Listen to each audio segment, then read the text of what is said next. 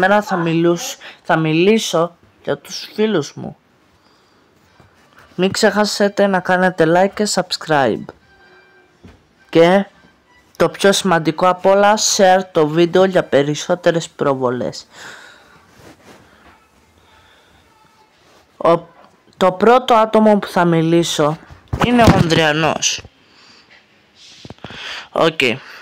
Ο Ανδριανός είναι καλό παιδί, αν και κάποιες φορές τσακωνόμασταν στο σχολείο.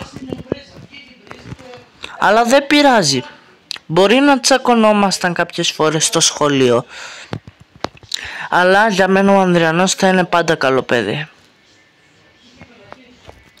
Ανδριανέ, να ξέρεις, αν το ακούς αυτό, σου εύχομαι τα καλύτερα. Ο Ανδριανός είναι πάρα πολύ καλό παιδί. Είναι ένας από τους top καλύτερους μου φίλους. Τώρα μην δίνετε σημασία στη διαφήμιση.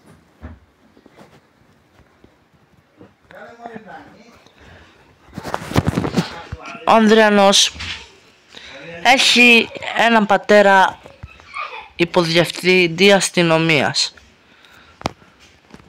Γι' αυτό άμα μπλέξετε μαζί του, καλύτερα να μην του πείτε κάτι κακό, γιατί μπορεί να φωνάξει τον πατέρα του και φυλακή. Σας το προτείνω εγώ. Ξεκινάμε τώρα με το δεύτερο άτομο, που είναι ο Άγγελος. Καλό και συμπαθητικό παιδί. Δεν έχω να πω τίποτα για αυτόν. Καμία παρατήρηση. Είναι ένα από τα καλύτερα παιδιά. Είναι πολύ ψύχρεμος, δεν θυμώνει εύκολα.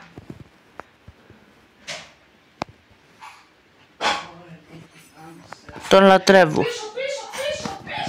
Τον λατρεύω πάρα πολύ το Άγγελο. Είναι ήρεμος, συμπαθητικός, ο πιο ψύχρεμος σχεδόν. Όχι σχεδόν, ο πιο ψύχρεμος από όλους. Και τώρα ξεκινάμε με τον Αχιλλέα. Ο Αχιλλέας είναι pro player στην μπάλα.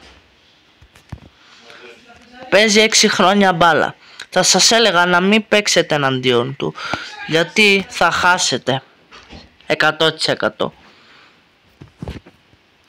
Και ας παίζετε 10 χρόνια μπάλα, εκείνος έχει πάρα πολύ εμπειρία στο ποδόσφαιρο. Είναι το αγαπημένο του άθλημα. Γι' αυτό καλύτερα να μην τα βάζετε εναντίον τον Αχιλλέα. Γιατί απλά θα χάσετε στο ποδόσφαιρο. Είναι συμπαθητικό παιδί και ο Αχιλλέας. Η ομάδα του είναι Real Madrid. Την ελληνική ομάδα δεν ξέρω ποια είναι.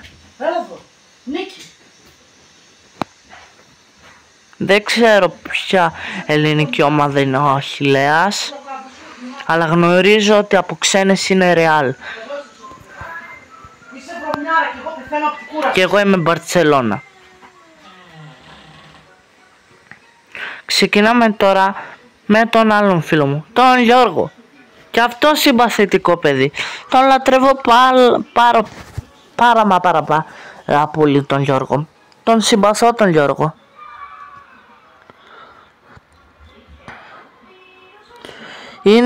Είναι σχεδόν ο καλύτερος τερματοφύλακας της τάξης. Αν και θα χωριστούμε του χρόνου, γιατί θα πάμε σε διαφορετικά σχολεία γυμνασίου. Ναι, καλά ακούσατε. Όλοι από αυτούς που είπα θα πάνε γυμνάσιο. Και εγώ θα πάω γυμνάσιο. Τώρα θα μιλήσω και για τον αδερφό του Γιώργου, αλλά πρώτα πρέπει να μιλήσω για τον Γιώργο. Ξέρετε πόσο συμπαθητικό και ήρεμο παιδί είναι ο Γιώργος. Μην προσπαθήσετε να του κάνετε πέναλτι, γιατί είναι πολύ καλός παίκτης. Θα χάσετε σίγουρα. Θα φεύγετε με κλάματα στο σπίτι. Γι' αυτό σας προτείνω να μην τα βάζετε με τον Γιώργο. Είναι ο καλύτερος τερματοφύλακας στο ποδόσφαιρο. Σχεδόν. Πάρα πολύ καλός. Έχει κάνει τις καλύτερες απεκρούσεις. Τώρα ξεκινάμε με τον Ντίνο. Ο Ντίνος είναι πολύ συμπαθητικό παιδί. Και ήρεμο. Δεν τον έχω δει ποτέ να νευριάζει. Είναι το πιο ήρεμο παιδί. Δεν έχω δει ποτέ τον Ντίνο να νευριάζει. Είναι καλός επιθετικός στο ποδόσφαιρο. Έχει καλές τρίπλες, κάνει καλά σουτάκια, καλά πέναλτι, καλά φάουλ. Όταν παίζαμε σίγματα 1, σίγματα 2 και ήμασταν αντίπαλοι, γιατί εκείνος είναι σίγματα 2 και εγώ ήμουν σίγματα 1, με έχει περάσει πάρα πολύ εύκολα. Γι' αυτό μην τα βάλετε μαζί του. Αν πείτε ποτέ στον Ντίνο, Ντίνο σε προκαλώ 1v1, εκείνο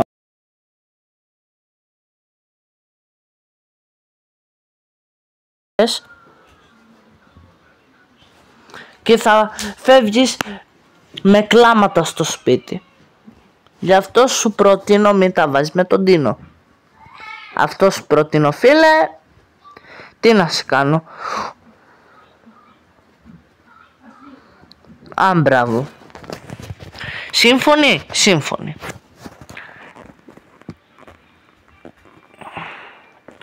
Το καλύτερο παιδί είναι ο Ντίνος. Δεν το λέω κυριολεκτικά. Μεταφορικά το λέω. Δηλαδή είναι καλό, συμπαθητικό παιδί. Αλλά δεν υπάρχει καλύτερο παιδί.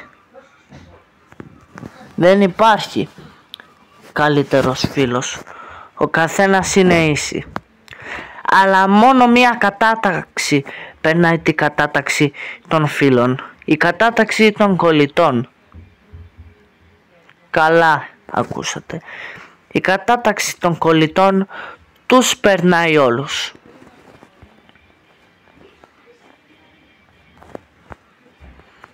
Αυτά ήταν τα λόγια μου για τους φίλους μου.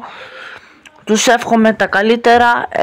Ελπίζω να μην είπα κάτι που δεν έπρεπε να πω. Ελπίζω να μην είπα κάτι που να τους ενόχλησε. Τους εύχομαι τα καλύτερα. Και μακάρι να μην σας ενόχλησε, παιδιά, τίποτα με ακούτε. Θα είστε πάντα καλοί. Και αυτό ήταν το βίντεο. Ελπίζω να σας άρεσε. Δεν ξέρω, κολλητοί μου. Όχι κολλητοί μου, φίλοι μου. Δεν είμαστε κολλητοί. Φίλοι είμαστε. Γιατί ξέρω ότι κάποιες φορές έχουμε τσακωθεί. Γι' αυτό δεν είμαστε κολλητοί. Αν εγώ ήμουν κολλητός με εσάς, δεν θα είχα τσακωθεί ποτέ. Αλλά δυστυχώς έχουμε τσακωθεί κάποιες φορές. Sorry που σας ενοχλεί αυτό, παιδιά. Sorry που σας ενοχλεί. Απλώς ο λόγος που ο φίλος μου ο Μάξιμος είναι καλύτερος από εσάς είναι επειδή δεν έχουμε τσακωθεί ποτέ. Έχω έναν κολλητό που λέγεται Μάξιμος.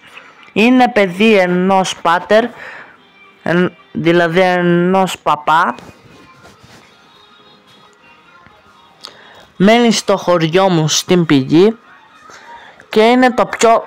Μπρο, δεν τον ξεπερνάει κανείς τον Μάξιμο. Τον Μάξιμο δεν τον ξεπερνά κανείς. Το λέω. Δεν ξεπερνάει κανείς τον Μάξιμο. Κανείς.